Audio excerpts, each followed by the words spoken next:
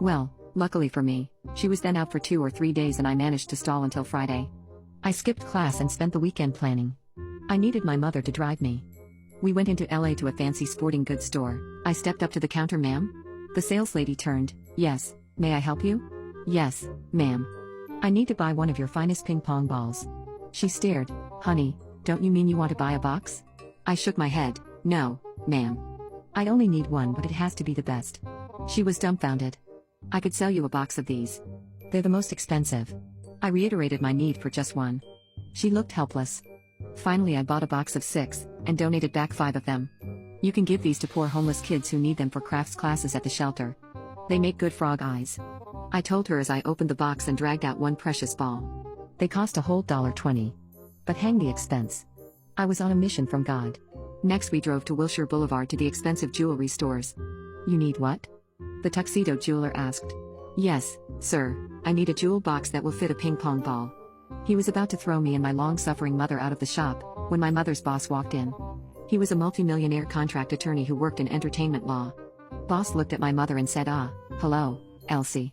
The jeweler began to ooze delightfully. Oh my. Well, we simply must find that box for you, my dear. A tennis ball, you say? At home I made my preparations. Then I waited through the week, either skipping class, ducking out early, or saying I'd forgotten, as the corrective PE teacher got progressively angrier and angrier. Thursday, you have a final tomorrow.